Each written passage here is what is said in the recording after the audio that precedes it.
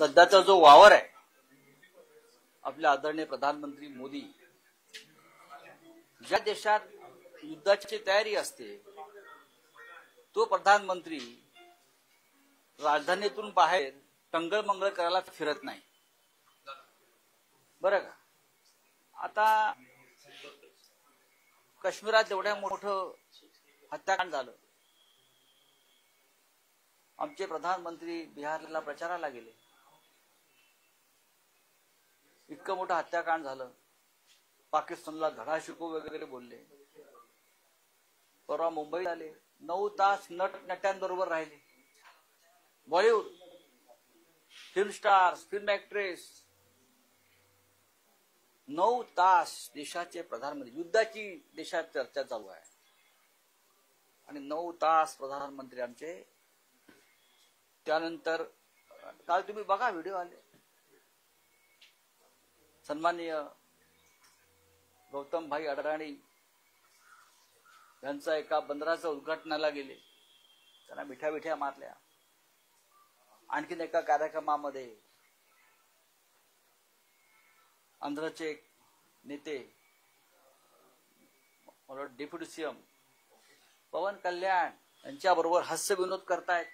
मी त्यांचा एकंदरीतच प्रधानमंत्र्यांकडे पाहता, त्यांचा चेहरा पाहता, त्यांचं एकंदरीत वर्तणूक पाहता, वर्तन पाहता, त्यांच्या चेहऱ्यावरती कुठे काय युद्धाचं काय आपल्याला युद्ध करायचं आहे, पाकिस्तानला धडा शिकवायचा वगैरे काय दिसत नाही.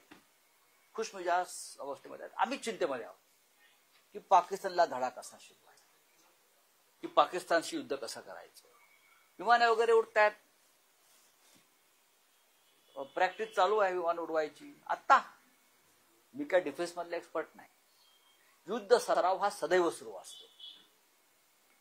ज्या देशाला पाकिस्तान सारखा किंवा चीन सारखा एक दुश्मन शेजारी लाभलेला आहे तिथे युद्ध सराव ऐन वेळेस होत नाही, हा सुरूच असतो. एक प्रोसेस आहे. त्याच्यावर मी त्याच्यावर टीका, तो डिफेन्सचा विषय. पण प्रधानमंत्री किंवा एकंदरीत सरकारचं वर्तन पाहता त्यांच्या चेहऱ्यावरती मला ते युद्धाला सामोरं जात आहेत असं वाटत नाही. फक्त मीडियामध्ये बातम्या येत आहेत त्यांनी युद्ध सुरू केलंय. मीडियातून विशेषतः राष्ट्रीय मीडियाने युद्ध सुरू केलंय. बॉम्ब टाकलेले आहेत पाकिस्तानवर, पाकिस्तानचे राज्यकर्ते पळून गेलेले आहेत, भूमिगत झालेले आहेत वगैरे. हे युद्ध सुरू आहे. पण मोदीने अद्याप युद्ध सुरू केलं नाही. त्यांची आता काय मानसिकता आहे पाहावं लागेल. सर, विरोधी पक्षांची जी आक्रमकता आहे किंवा युद्ध जो आहे तो देशाला परवडणारा आहे का? कारण एक फॅक्शन असं म्हणतोय ज्यांनी युद्धामध्ये त्यांच्या कुटुंबातले काही लोक गमावले. असं आम्ही कुठे म्हणतो? मोदी म्हणाले ना युद्धाची भाषा. युद्धाची भाषा कोणी केली? युद्धाची भाषा प्रधानमंत्र्यांनी केली. तुम्ही जे म्हणता त्या विरोधी पक्षांना धडा शिकवायला पाहिजे. सर्वपक्षीय बैठकीमध्ये जी चर्चा झाली का त्याच्या आधी घरात घुसून मारण्याची भाषा कोणी केली आहे? राजनाथ सिंगने केली. राजनाथ सिंग हे भाजपचे साधे कार्यकर्ते आहेत, काय देशाचे संरक्षण मंत्री आहेत. घरात घुसून मारू. काल देशाचे गृहमंत्री अमित शहा काय म्हटले? चुन चुन कर मारेंगे. अडवलंय कोणी? चुन चुन कर मारो ना. ज्या पद्धतीनं तुम्ही भाजपच्या विरोधकांना चुन कर मारता आणि खतम करता, तसं तुम्ही पाकिस्तानच्या लोकांना पण चुन कर मारू शकता, आपल्या दुश्मनांना. खरं म्हणजे या सगळ्याला जबाबदारच अमित शहा आहेत, गृहमंत्री. जे हत्याकांड घडलंय काश्मीर मधल्या प्रत्येक हत्याकांडाला गेल्या 10 वर्षातल्या फक्त देशाचे गृहमंत्री अमित शहा जबाबदार आहेत. तरी सुद्धा त्या व्यक्तीला प्रधानमंत्र्यांनी त्यांच्या पदावर का ठेवलं हे रहस्य आहे. का ठेवलंय? 27 जणांचे जे हत्याकांड झालंय त्यात आपल्या राज्यातले 6 जण आहेत.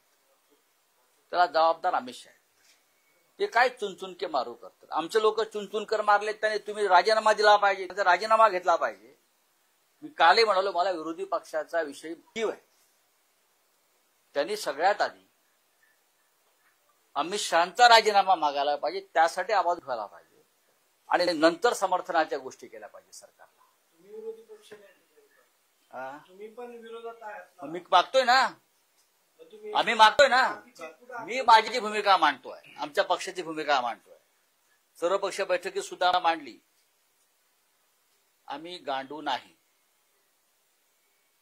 हा देश महत्वाचा आहे.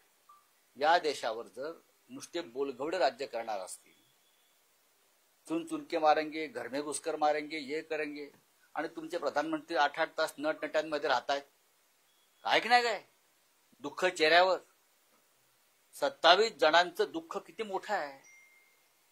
साधा एक माझी अमुक अमुक जरी मेला तरी 3 दिवस राष्ट्रीय शोक आपण व्यक्त करतो. अर्धा परदेशी माजी राष्ट्रपती मेला तरी आपण इथे राष्ट्रीय शोक सगळे सरकारी कार्यक्रम रद्द करतो. आपल्याकडे काय आहे. दुसऱ्या दिवसापासून प्रधानमंत्री प्रचार दौऱ्यामध्ये, तिसऱ्या दिवशी मुंबईतल्या बॉलिवूडच्या कार्यक्रमात नंतर गौतम अडाणी बरोबर चौथ्या दिवशी, पाचव्या दिवशी पवन कल्याण बरोबर हास्य विनोदामध्ये अडकलेले आहे. काय दुखवटा, राष्ट्रीय शोक. सामान्य माणसाच्या जीवाला काय किंमत आहे की नाही. ते सुद्धा अशा प्रकारे हत्याकांड झाल्यावर तुमच्या चेहऱ्यावर दुःखाची एक तरी लकीर दिसू द्या. कोणाच्याही दिसत नाहीये. ज्या पद्धतीनं पुलवामात हत्याकांड झाल्यावर भाजपच्या चेहऱ्यावर मला दुःख दिसलं नाही, मोदीच्या चेहऱ्यावर मला दुःख दिसलं नाही, त्याच पद्धतीचं माझं म्हणणं आहे की 27 जणांच्या हत्याकांडानंतर भाजपच्या किंवा त्यांच्या प्रमुख लोकांच्या चेहऱ्यावर मला दुःखाचा, चिंतेचा लवलेश दिसला नाही. या देशाचं दुर्दैव.